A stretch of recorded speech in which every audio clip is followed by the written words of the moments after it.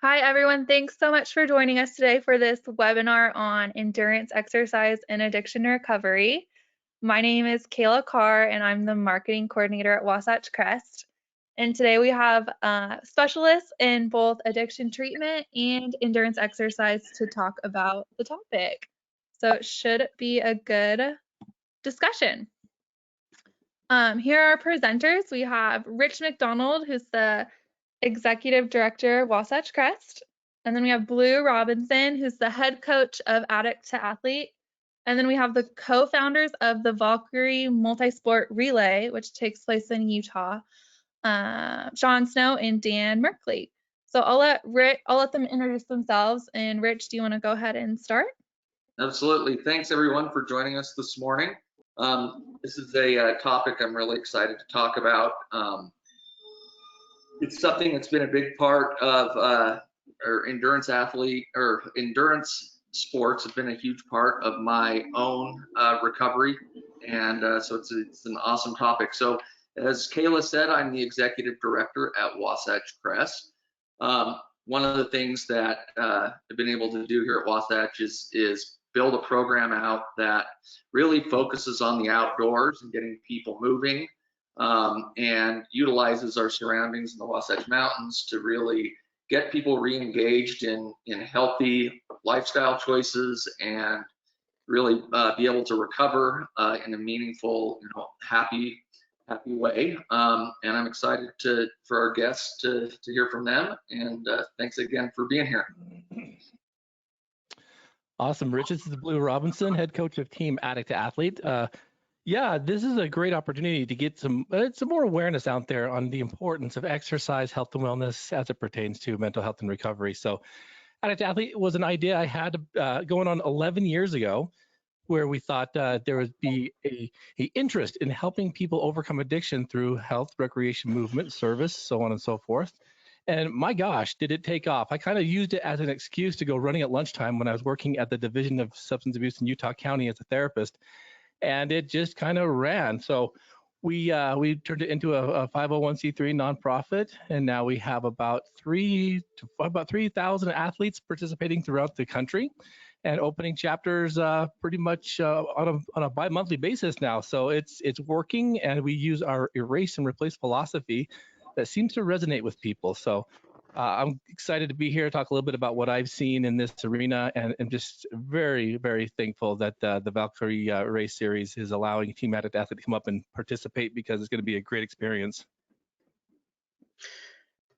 Thanks, Blue. Hi, my name's Dan Merkley, and I'm co-founder of the Valkyrie multi-sport relay. My background is actually in major sporting events, but not in the way you might think naturally about it.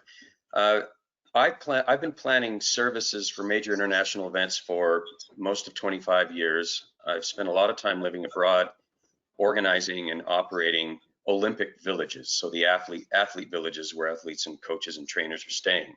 And while I've never been a world-class athlete myself, I think I have some insight I'd like to share with you today on just what it's like to be surrounded by that kind of application of yourself into what you're doing, whether you're an athlete or whether you're applying yourself to a grand event like the Olympic Games or a World Cup.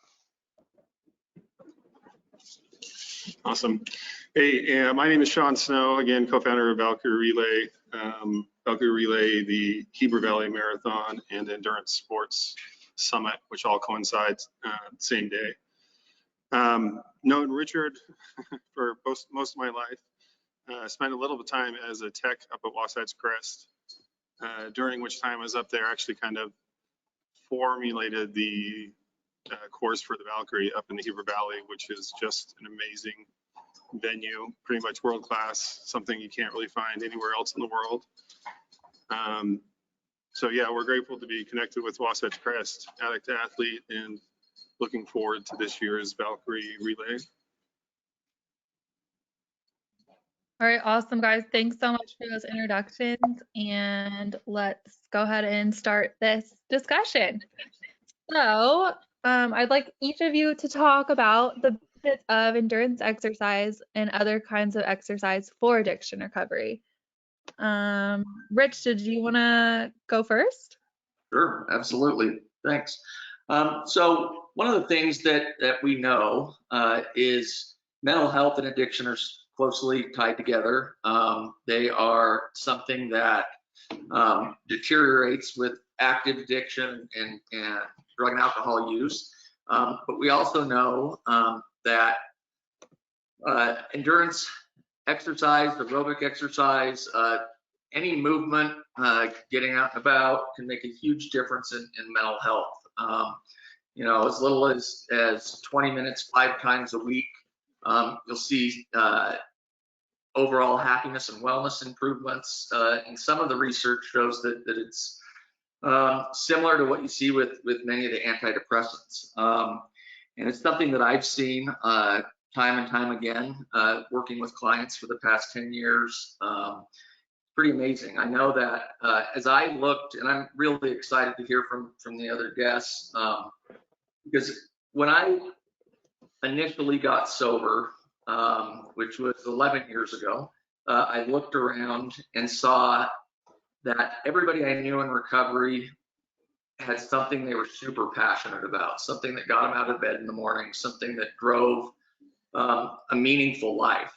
And I knew from my own experience that, you know, I was an endurance athlete prior to needing to get into treatment and into recovery.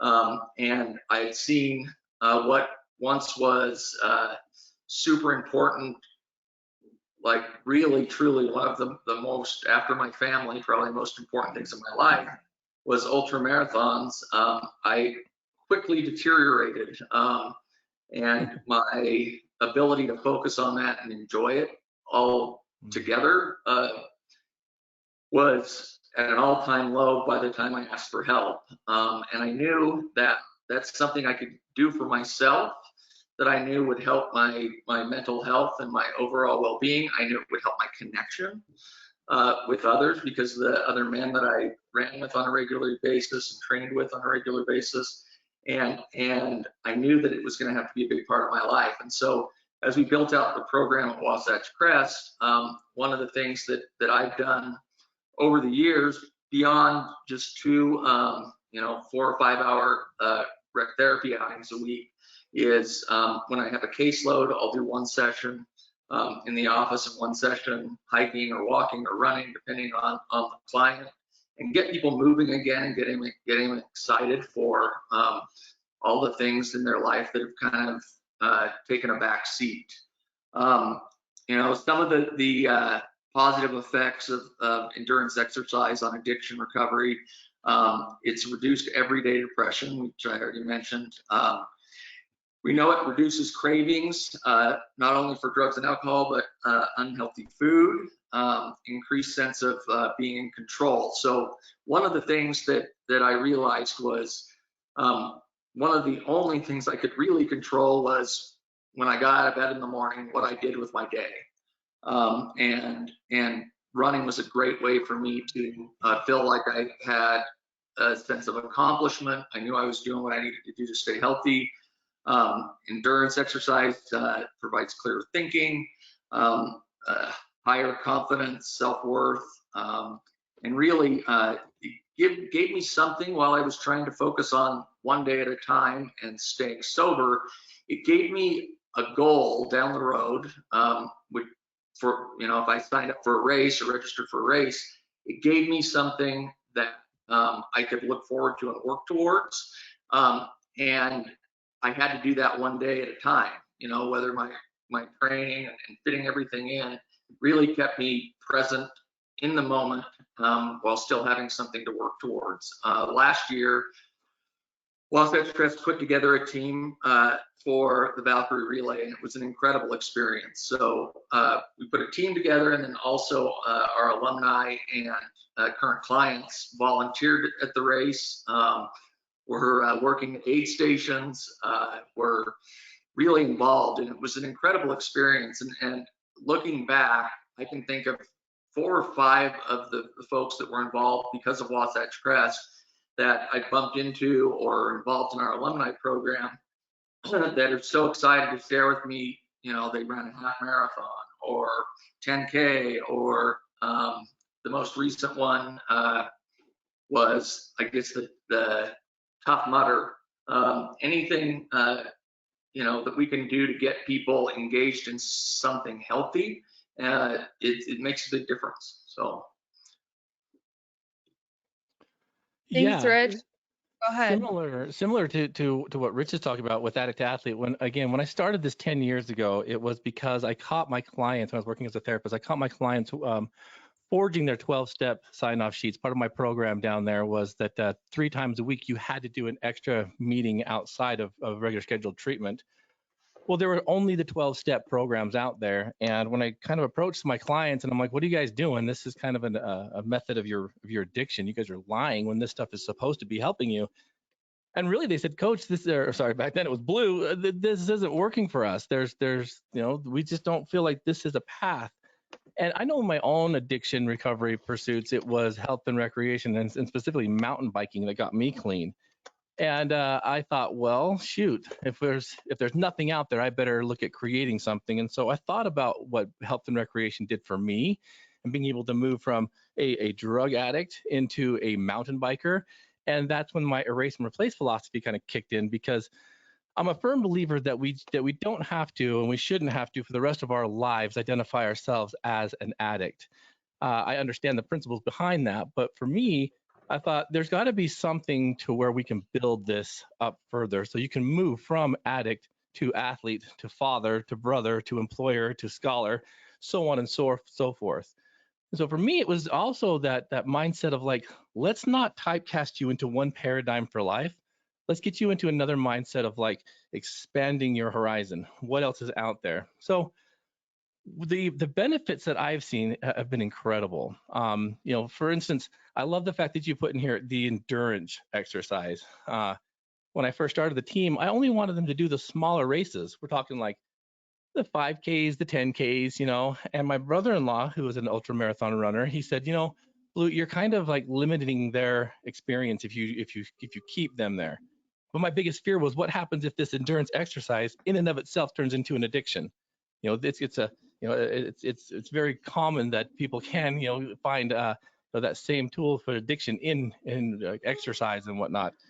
So we had to come up with a better way to approach this and to create some balance in all this. And I thought, well, if we give them the service opportunities, if we give them the team approach, if we kind of approach this in a way that we can be moving towards the goal together, but at the same time, making our communities better, that was the key. And so they started doing more. Now, a funny thing I found is that the athletes, when they started doing the longer runs, some amazing stuff happened. And I noticed this too when I was training real early on with some of my athletes, and we'd get out there running and they'd start processing stuff. And here they are now telling me about trauma and about histories and about past, and we're doing all this therapy while we're running. And I'm like, why are you guys talking to me about this heavy emotional stuff when in my office you're kind of like a brick wall? Well, it was funny because I noticed real quick that they were more attuned to like process the heavy stuff. What I didn't realize until I was trained in it myself was when you move, it mimics what's called EMDR therapy, right? And EMDR therapy helps people overcome trauma through left-right brain stimulation, typically through eye movement. But running does the same thing. And so as we're running, they're starting to now get into that zone. They're processing life, and we're talking about overcoming adversity. We're talking about letting go of the past.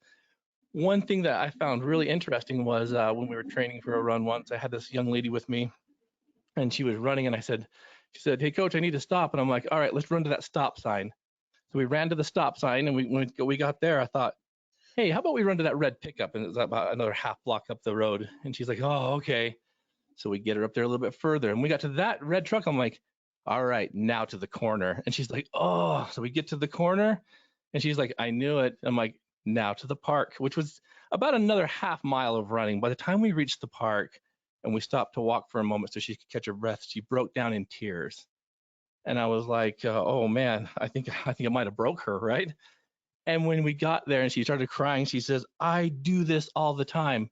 I give up on myself way too early, way too soon. I knew I had more in me, but I give up on everything. I gave up on my family. I gave up on my kids. I gave up on my schooling." And she's like, "Why do I do this?" And so now we were in this real moment, like therapeutic breakthrough where she's like, why do I give up on myself when I know I have energy in the tank? So when we talk about this endurance exercise and what it does, it starts opening up that pathway for people to start processing life. It is the most beautiful thing. I have ultra marathon runners on Team Addict Athlete that have run 100-mile races, and when we talk about it, they're like, it hurts, Blue. It hurts, coach. But it doesn't hurt as bad as it did the day that I got arrested for my 3rd DUI and I heard that jail door slam behind me. Or it didn't hurt as bad as my children being taken away by the state of Utah and me losing them because of my drug addiction. All the pain that I've been through doesn't even compare to running up this mountain and accomplishing these goals. So I think that the people in addiction recovery, they have an amazing ability to channel that pain and turn it into energy instead of trying to hide from it and suppress it. I've seen them overcome such amazing adversity through leaning into it and not being afraid of it and using it for their advantage instead of their disadvantage. So there are hundreds of aspects of how recovery can just be strengthened. But it's more than just even that. It's that connection to your environment. It's about like Shawn was saying. It's about connecting into that food and nutrition and and depressions and all kinds of stuff that your body just wants to go. It wants to run. It wants to be part of something that's movement. Movement equals healing, and so it's I could go on for hours and hours, but this is such a great topic because if we stay stationary and stay put, we will anchor ourselves and we will start to fall into that depression, which will kick in all the other emotions, which will kick into the addiction. So there's a lot here, but that's some of the things I've seen. Awesome, Blue. Thanks for sharing that. Shawn, Dan, did you want to talk about how events in the sports involved in the Valkyrie benefit overall well-being and addiction recovery? Shawn, do you want to start? Sure. Yeah, absolutely. So, one of the benefits of the Valkyrie course, one of the reasons that we're happy to promote this is that it really gives, an opportunity for people to put something on the calendar and look forward to. I loved Blue's analogy or his example of, going just that one extra block. Like, I can't tell you how many times I've used that strategy either with myself or with my kids. So I think it's awesome. And, with the Valkyrie and Heber Valley Marathon, there's a ton of different events. So if you're not a runner or if you're not a swimmer, there's still going to be something for you because, there's running events, there's swimming events, there's mountain bike, road cycle.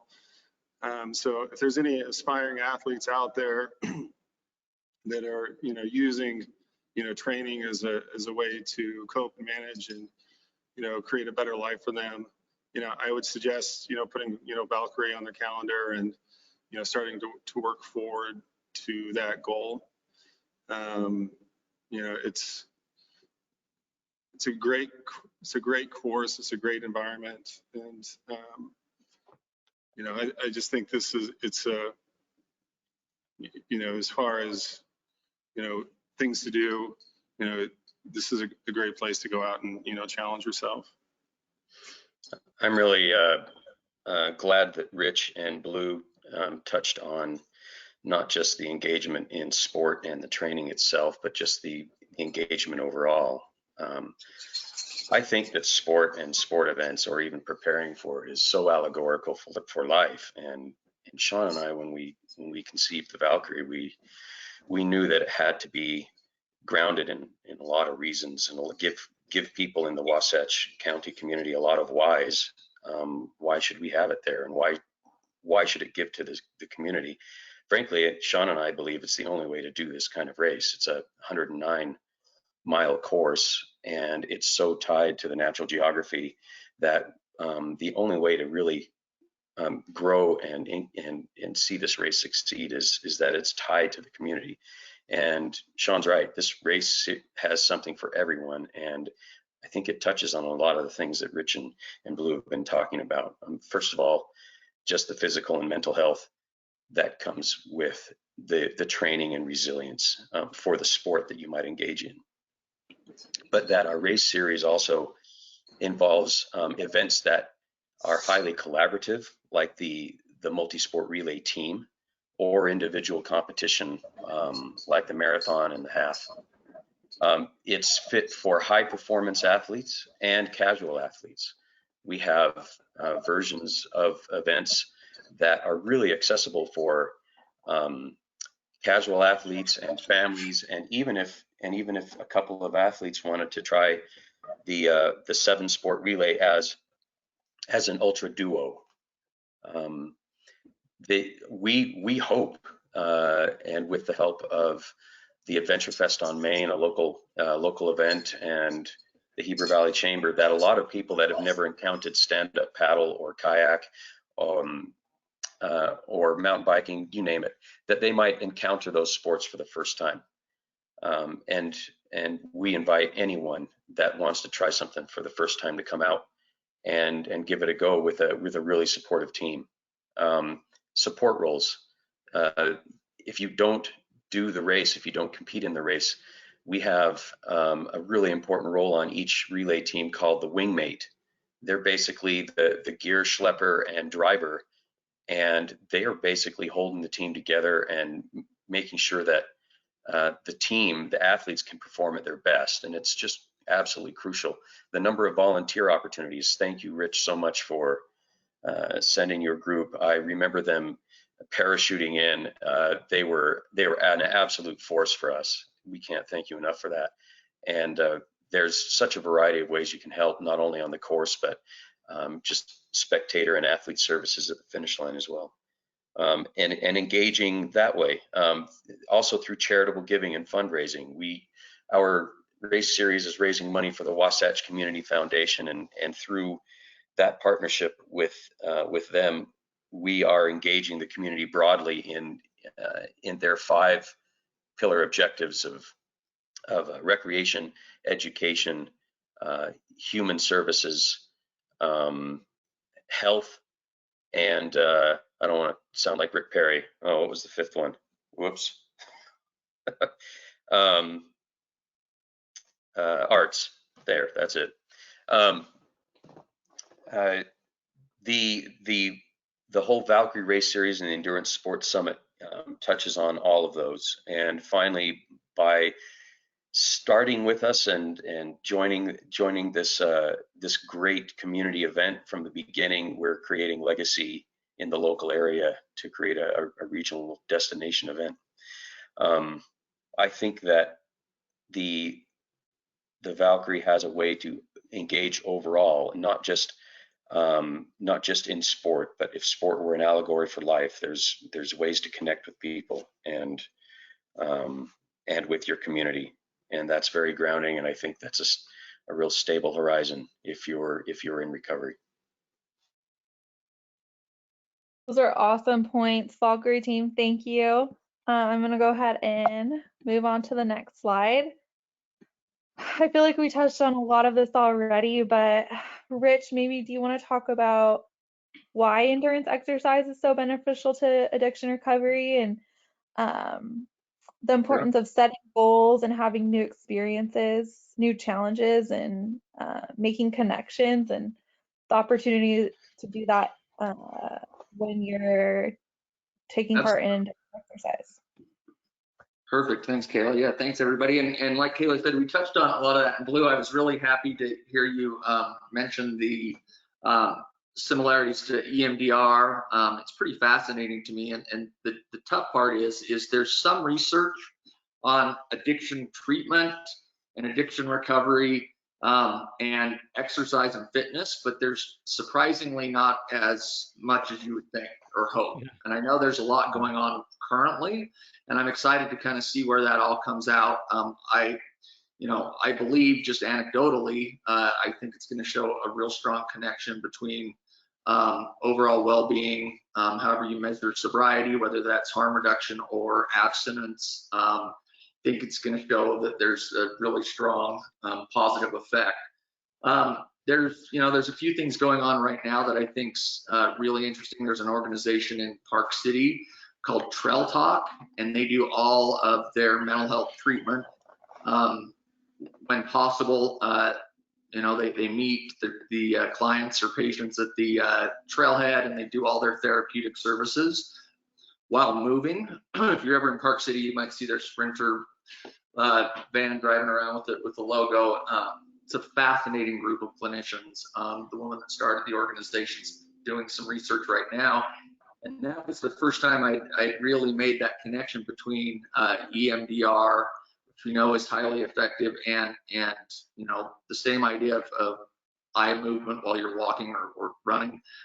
So I think there's definitely that's some very interesting stuff.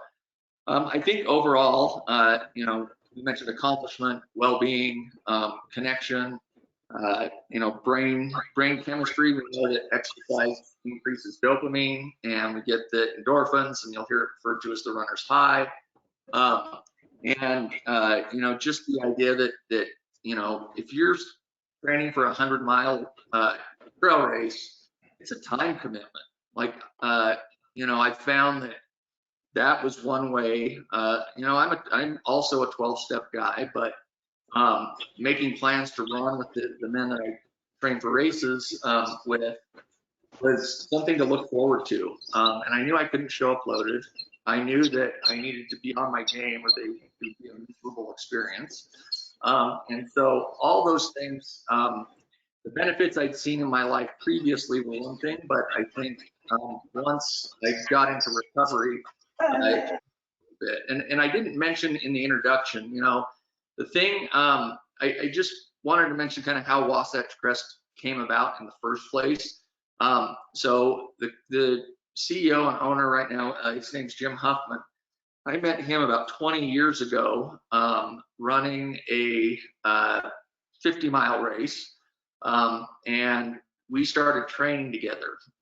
Several times a week for years. We ran and trained for the Wasatch 100 in Western States, and he trained for Western States. I just paced him, but we became really close. And a few years later, we both found ourselves needing to get sober. And so we both kind of went our separate ways, stayed friends, but and we both ended up getting this recovery thing, which was such a gift. And essentially, I was running the treatment center up here in Heber, and he was looking to get into the business. He owned a program in San Diego, and I called him up, and a couple of months later, he was able to purchase the business, and we built the program from there. And that's actually where the name came from. Is a lot of our training we did on the Wasatch Crest Trail, and I wanted it to have some significance. So it's genuinely in our DNA. And I've just seen how it works for people, and it's worked for myself. One other anecdotal example is I was speaking with a nationally known ultra marathon coach, and he has actually built a big team of coaches in Colorado that coaches specifically ultra marathon runners in his division, and he is currently collecting data, but he said somewhere between 20 and 30% of their ultra marathon clients that are being coached are in addiction recovery. And I didn't have time to dig in a little bit more, but that's pretty interesting number. It's fascinating, and I think it can be such a wonderful way to kind of one of the things that you can do to really change your life. So that's what I've got. That's awesome. Kayla, if you don't mind, I'm going to just piggyback on what Rich is talking about. He's spot on. The neatest thing is that, one of the things that the athletes in recovery, they love is to share their experiences, and they will always be asked, why are you doing this? Well, it's the same question they get asked when they're in addiction. Why are you doing this? And it's kind of a cool thing, because this endurance type mindset about finishing what you start. I mean, we are real big on this, and that's why I'm excited to coach this team through the Valkyrie races, because we're going to talk about the finish line versus the starting line, right? It's like when you roll up to that starting line, it's inappropriate to even think about the finish line, because so much can happen. 109-mile course, so much could happen in between there. And so we talk about those goal setting, those small goals, those incremental goals. It's about the relay aspect of these kind of experiences with the team. They love them so much because you're only as strong as the person that's leading the first and second, third, fourth stage. You have to kind of rely on them to get to their destination. And so that team approach, it bonds people. But we talk a lot about the DNFs, the did not finishes, if you're out there and something goes wrong, and how that correlates to addiction recovery. There's times when you're out there and you might be having a great race or a great life, and then boom, you might get sucker punched or blindsided by life, and you might have to take a knee, you might have to stop, and then you won't finish that segment of life. But we also talk about having a DNF, not being able to finish a race is okay, but we don't allow you to ever give yourself a DNS, a did not start. And so the coolest thing about what I've noticed about that benefits these guys is that they're counted upon. I know where my athletes are going to be Friday night because they've signed up for a Saturday morning event. And when they come rolling onto the race course and getting ready to run and to go, I'm like, I know where you guys were last night. You were preparing for the race, you were getting the adequate sleep, and here you are. So in real time, it's kind of this awesome, kind of like sideline accountability.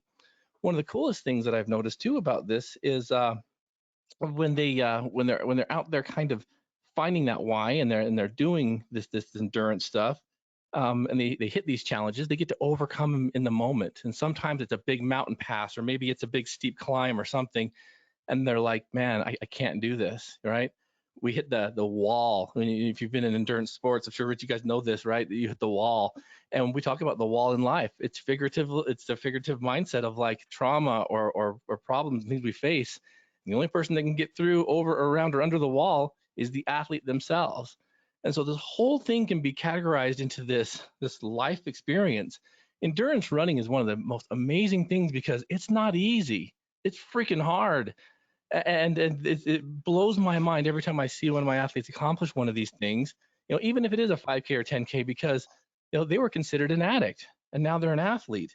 And so I love this concept, and that's why I'm so blown away by this Valkyrie series, because there's so much that's going to be able to be learned, experienced within it's a 12-hour whatever 109-mile course.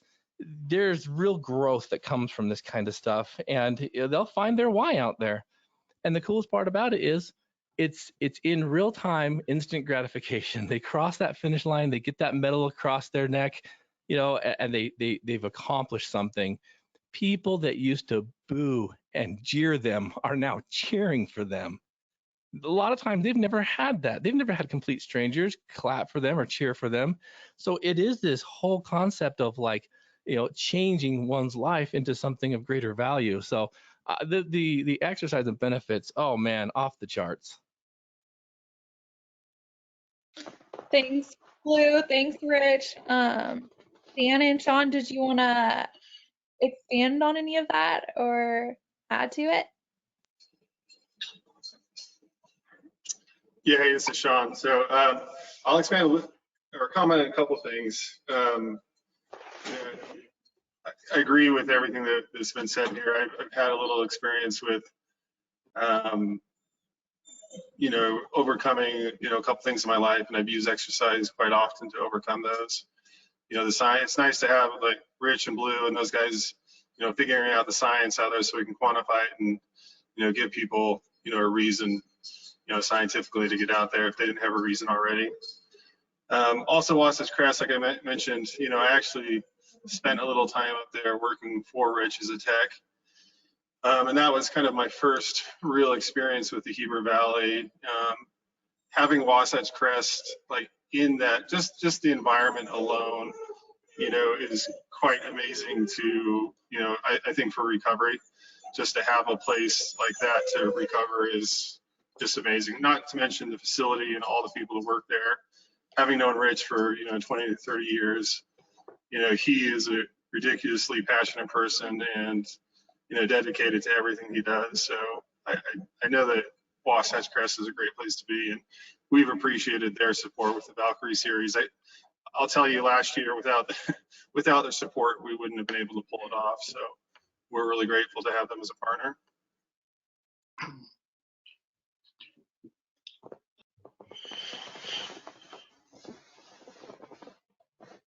Thank you guys.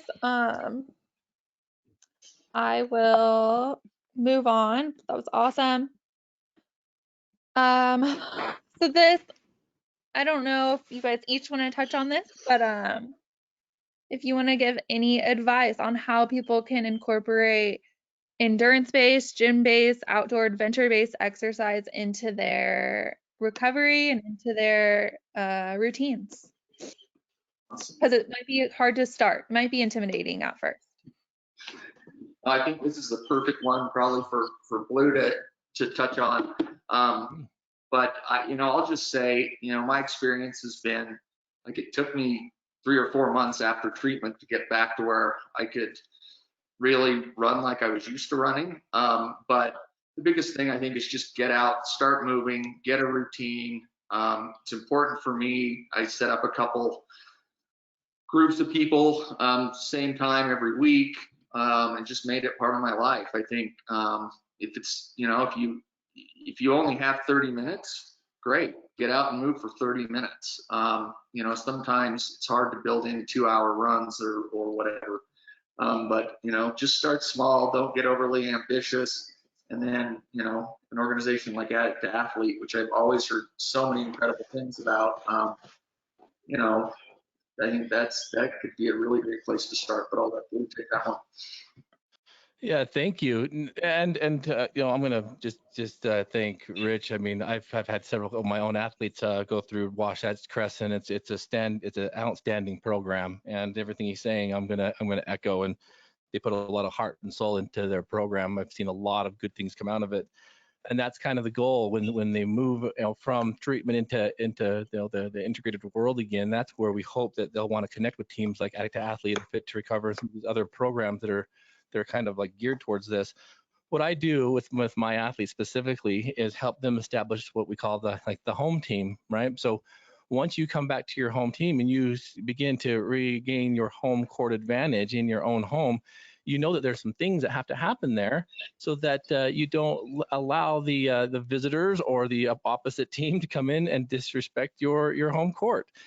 And so we teach these principles that a family that can recreate together will heal together. And there's so much. We get a lot of people that come in and they want to be a part of it, and they'll always say, a majority of them will say, well, this is great, I love the team approach, but I'm not a runner.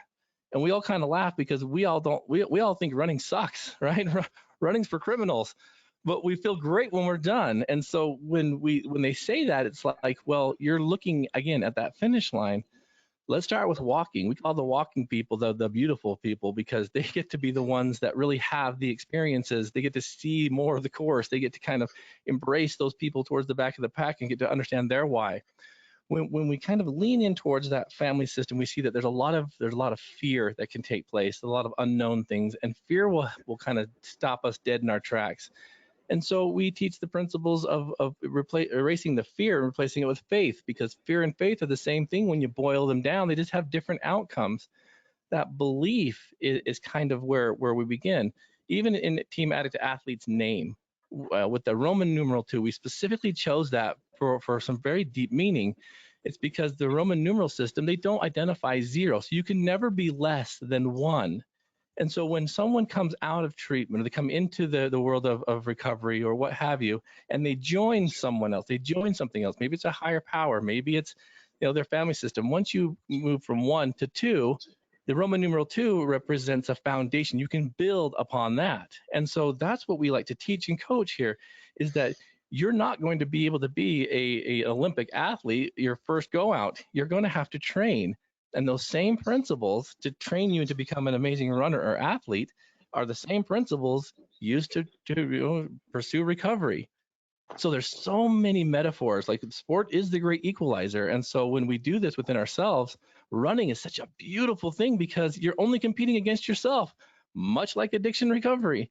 So really, it's about allowing people to come in, start where they are, and lean them into it.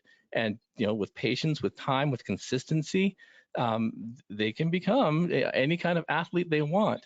But the most amazing thing is when you get them connected to the outdoor world, when they start to see things, they start to experience things. They never thought about climbing, hiking a trail or going out and seeing things and being part of nature and the intricacies of not using headphones, but hearing nature, hearing the road under your feet, all this stuff.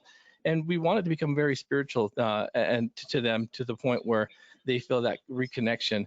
And it absolutely works. I think Rich is absolutely right. I mean, that is the foundation of I think, true healing. Thank you. Go ahead.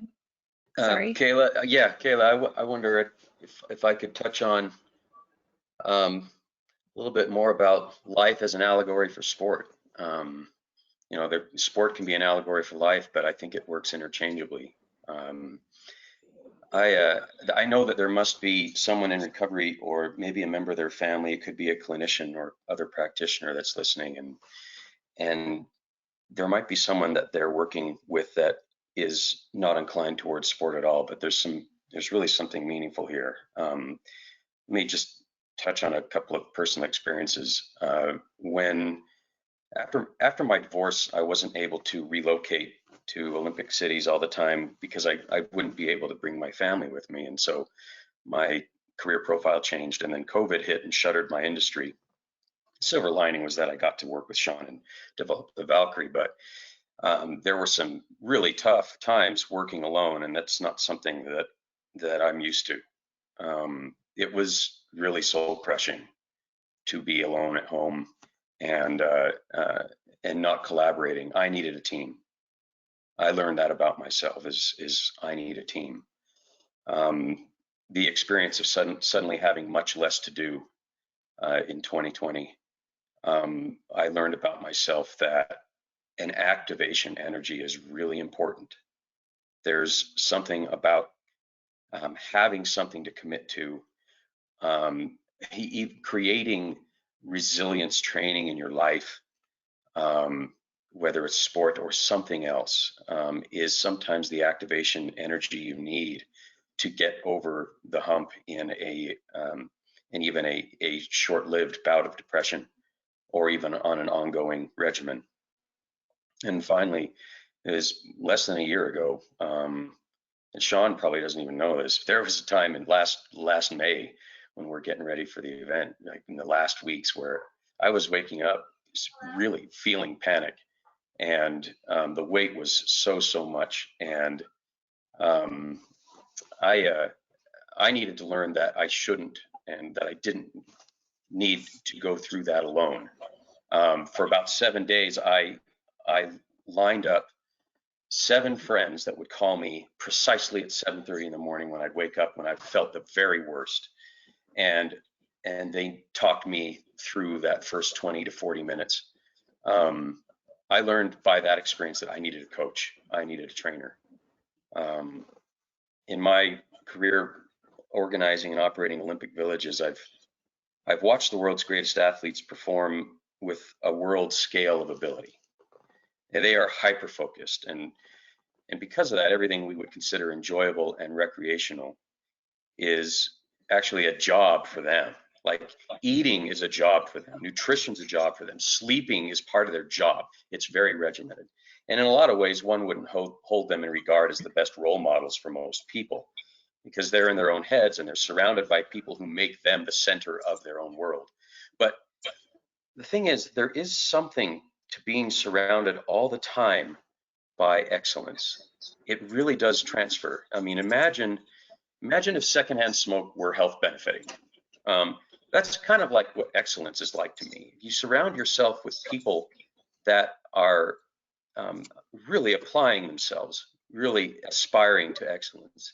You do step up your game. It seems natural to me. There's a spark of ambition that catches while always having in view people committed to and applying themselves to push their own limits of what's possible. And I've noticed that if you've done it before, if you've done it even once, if you've touched the limit of your ability, you'll believe you can do it again, even in unrelated endeavors, because you've proved something about yourself. And remember, you had to do the work, but you didn't do it alone. You didn't do it on your own.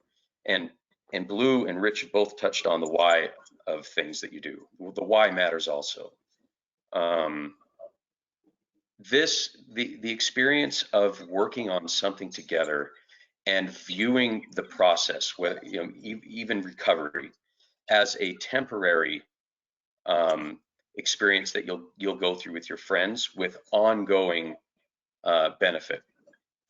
When I work with Olympic organized committees, we don't always have the world's best marketers, business professionals, operations people. We don't. I've seen that evidence of that. But the games do tend to attract people to the project who have the best reasons why they want to do it. They take a lot lower salary or wage because they care about legacy and the biggest event or local pride or the first ever thing or high stakes. Or maybe it's because we just love event projects. We love the beginning and the end of it. And the way that camaraderie and being in that foxhole organizing the event is kind of a compression of time, of that arc of experience that you share with other people gets compressed into just a few months instead of years. But it really affects you profoundly to go through that together. And you endear yourself to the experience and you endear yourself to one another in such a short amount of time. And I think that's why I've enjoyed doing that so much in my career, and why I keep coming back to these kinds of grand events is because of the exquisite thrill of that moment that you've prepared for, and now you're doing it. It's about execution and then reflection. You get to learn from that and then ask yourself, well, I want to do over. I'm going to train for the next race. I'm going to be better at doing this next year. And I just thank you so much for the opportunity to share that with you. Well said. Yeah, thank you guys for such an insightful conversation. That was amazing. I'll go ahead and kick it back over to the Valkyrie team. How can we learn more? Go ahead, Dan. We have a great website that can give you a ton of great background about the race. It's at valkyrierelay.com. We're soon releasing an additional website, a standalone website for our marathon and half. And we also have our Endurance Sports Summit, which is our endurance sport expo and family-oriented live site at the finish line. So it's really an entire day on June 18th, which is the day before Father's Day. Tons of sport action starting from 5 a.m. in the morning at the start of the Valkyrie relay all the way until 9 at night when we shut everything down at Soldier Hollow. But we'd love to have people line the course in Midway City and Heber City, all over Heber Valley. We're taking registrations now. We're hitting our stride right now with registrations, and nothing can feel better than to see a lot of teams and a nice critical mass of athletes running the course and connecting to the community. Our partnering event is the Adventure Fest on Main. That's on Main Street of Heber City, and the course runs right through it.